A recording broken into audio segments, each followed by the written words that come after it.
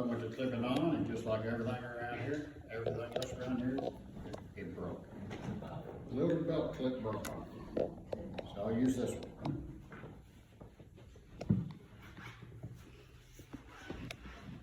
And it's good to see Dan again. Been living that hermit life out there in the woods. And hey Dan, we do have those things hooked up now. Those new things. Okay.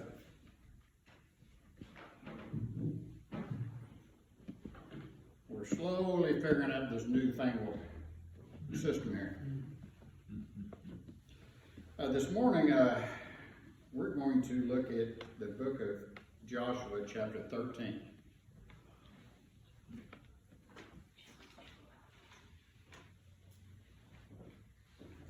I was originally planning on reading the whole chapter, but for anybody that's familiar with this chapter, there's all kinds of names in there. And I would rather y'all not be laughing at me for mispronouncing all this stuff. But we're going to start reading the chapter. Joshua chapter 13. Now Joshua was old and stricken in years, and the Lord said unto him, Thou art old and stricken in years, and there remaineth yet very much land to be possessed. This is a land that yet remaineth, all the borders of the Philistines and all Geshuri. Now that's where it starts out to get to all the different names of the provinces and cities and areas and all that I'm not going to try to pronounce. But just to break it down, we know there's 12 tribes that there was in here that had to share the possession of all this land, all this property that they're going to take. Each tribe got a section, all except for the Levites. The tribe of Levi did not get possession of the land because they was provided for by the other tribes. So they did not need possession of the land because they were the spiritual leaders. But we're going to get on into the reason I chose this, and I'm calling this Stay the Course. President Bush used a phrase that is commonly used by politicians. And right now is a great time to be talking about politicians because of the election coming up. And that phrase was stay the course. He said that we would stay the course in our fight against terror. To stay the course is to stand firm in pursuing a goal or a course of action.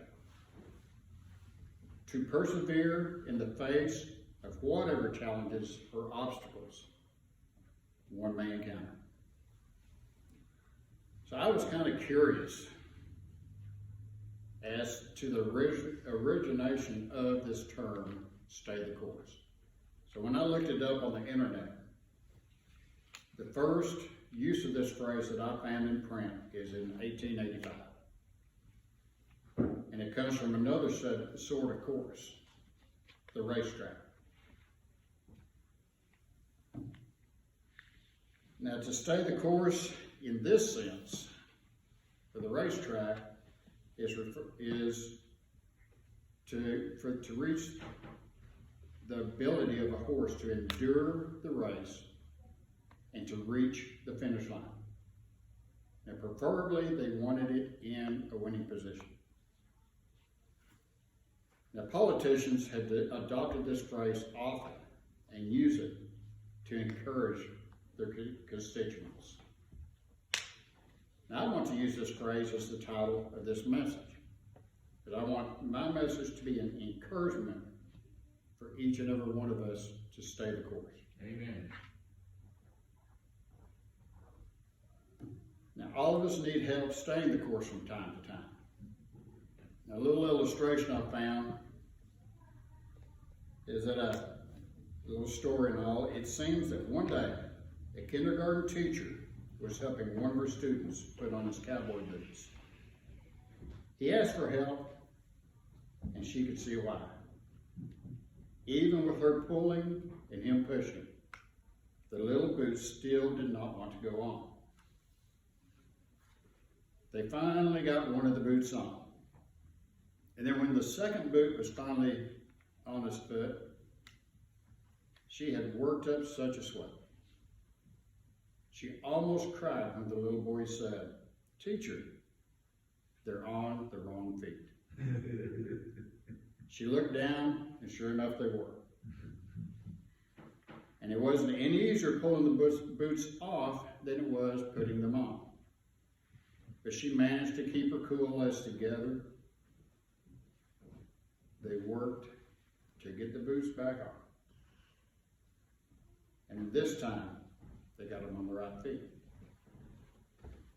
And it was only then that the little boy announced, "These aren't my boots." She bit her tongue rather than to scream, "Why didn't you say so?" And then once again, she struggled to help him pull those ill-fitted boots off of his little feet. No sooner had they got the boots off that the little boy said, "They're my mother's boots. My mom made me wear them today." So stifling a scream, she mustered up the grace and the courage that she had left to wrestle the boots back on his feet again. Helping him into his coat, he asked, "Now, where are your mittens?" To which he replied, "I stuffed them in the toes of my boots." That teacher had a challenging day. She needed to stay the course. Amen. So I want to share some lessons that we've learned from the study in Joshua's life. Lesson 1 is to be courageous. When Joshua began his ministry, he faced a huge task. God knew that he faced a huge task. In fact, we find recorded 3 different times in Joshua chapter 1, in verse 6, verse 7, and verse 9, where God encouraged Joshua to be courageous. Joshua displayed his courage in a number of ways. He faced a number of trials, but I just want to mention 3 of them today. First, he had big shoes to fill. How would you feel if you had to fill the shoes of Moses? Each of us have mountains that we must climb. I cannot imagine a greater challenge than having to fill the shoes of a legend. Ray Perkins did this when he came to coach the University of Alabama after Paul Bryant retired. Now next, Joshua walked alone through much of his ministry. You remember the song that states 1 is the loneliest number? Some of us grew up with that song. And 1 is a lonely number. Joshua walked alone much of the time. And then he faced much opposition.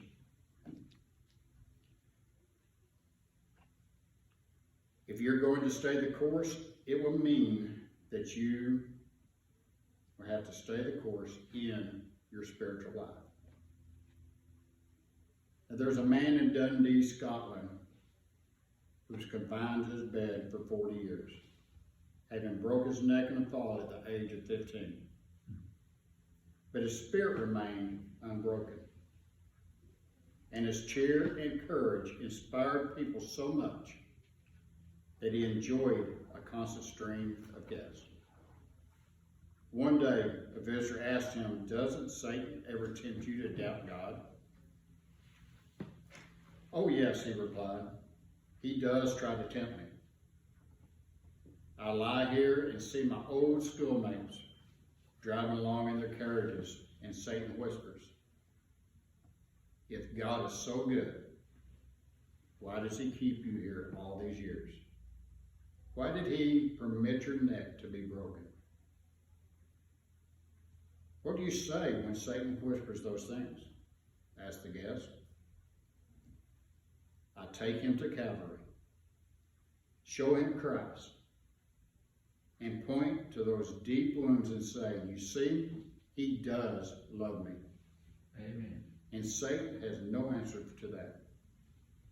He flees every time he responded. Amen. Now the second thing is lesson 2 is to be dependable. There's some things in life you can always depend on to be constant. They will always be there. The sun will rise in the morning. The sun will set in the evening. Gravity will always pull. The Republicans and Democrats will continue to argue. Water will continue to be wet. Wives will tell their husbands how to drive. And husbands will not listen to their wives.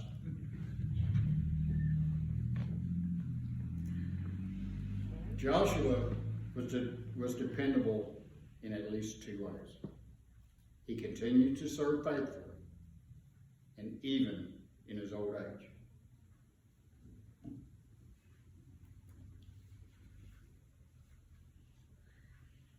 And also he was a prayer warrior for Moses. Some of us may remember the Sunday morning terrorist bombing of the Marine barracks in Beirut, in which hundreds of Americans were killed or wounded as they slept. We may still recall the terrible scenes of the dazed survivors as they worked to dig out their trapped brothers from beneath all the rubble. A few days after the tragedy, Marine Corps Commandant Paul Kelly visited the wounded survivors in Frankfurt, Germany hospital. Among them was Corporal Jeffrey Lee Nashton, severely wounded in the incident. Nashton had so many tubes running in and out of his body that a witness said he looked more like a machine than a man. Yet, he survived. As Kelly neared him, Nashton, struggling to move and racked with pain, he motioned for a piece of paper and a pen. He wrote a brief note and passed it back to the commandant. On the slip of paper were but just 2 words: Semper Fi, the Latin motto of the Marines, meaning forever faithful. With those 2 simple words, Nashton spoke for the millions of Americans who had sacrificed body and limb and their lives for their country, those who remained faithful. Amen. Lesson 3 is be optimistic because of your faith in God. Joshua was always trusting God for what he could do. He was eternal optimistic.